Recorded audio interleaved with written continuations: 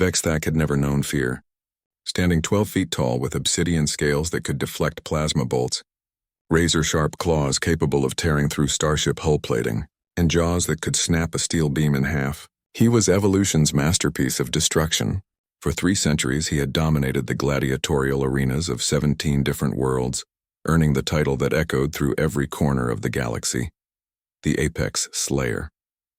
The crowd in the Kepler Station arena roared as Vexthak entered the fighting pit, his massive form casting a shadow across the blood-stained sand. Holographic displays flickered above, showing his kill count: 2,147 confirmed victories, 0 defeats. Today would mark his 2,948th triumph. And in the challenger's corner, the announcer's voice boomed through the arena's sound system. Representing the recently discovered species from Sol 3, we have Marcus Chen, human. Vexthak's vertical pupils contracted as he studied his opponent.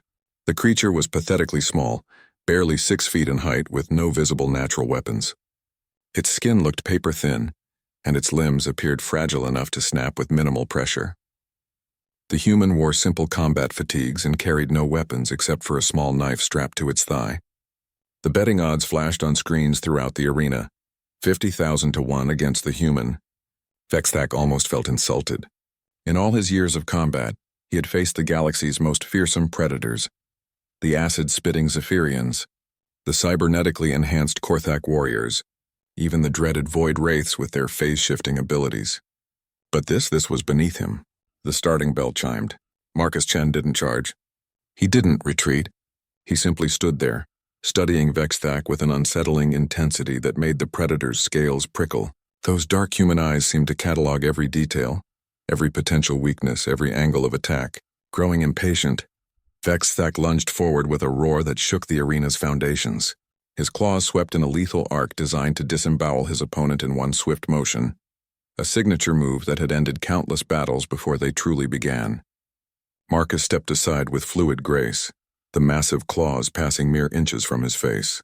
As Vexthak's momentum carried him forward, the human's small knife flicked out, finding the microscopic gap between 2 scales on the predator's forearm. The blade slid in precisely, severing a crucial tendon.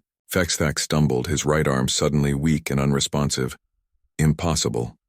No creature had ever avoided his opening strike, let alone counterattacked with such surgical precision. He spun around, fury building in his chest, and unleashed a devastating tail sweep that could shatter concrete.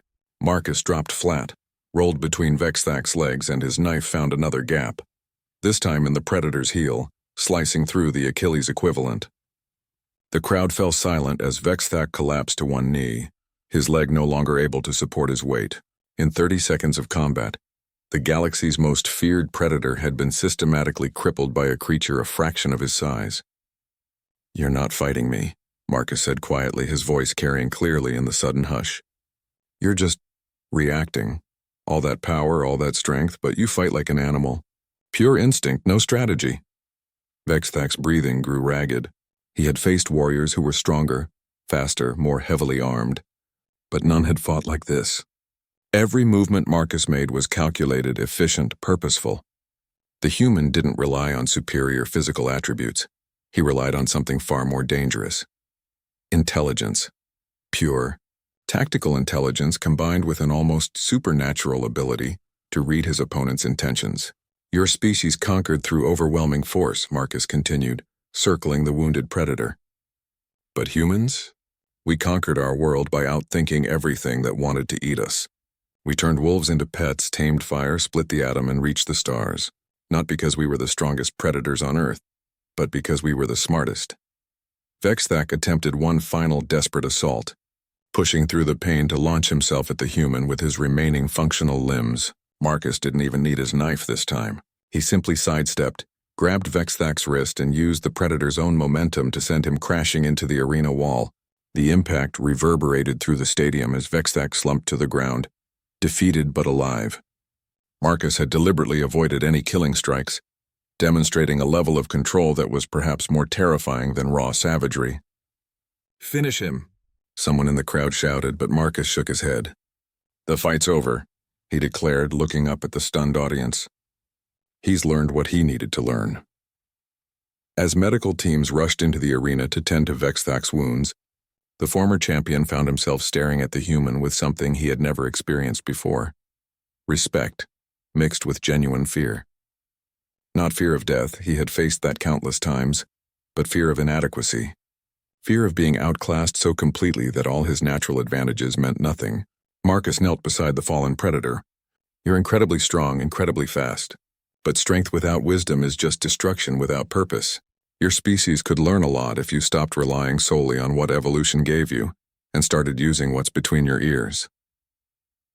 In the weeks that followed, news of the battle spread throughout the galaxy.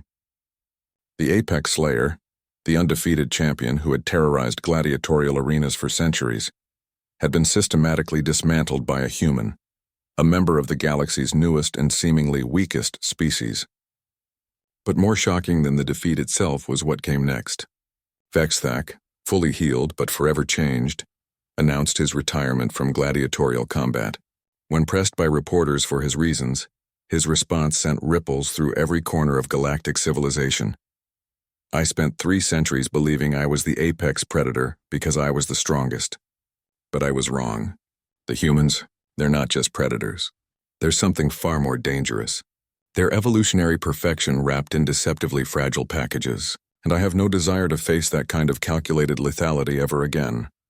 The galaxy had found its new apex species, and they had done it not through superior strength, speed, or natural weapons, but through the one thing that truly mattered in the vast cosmos, the terrifying power of human ingenuity.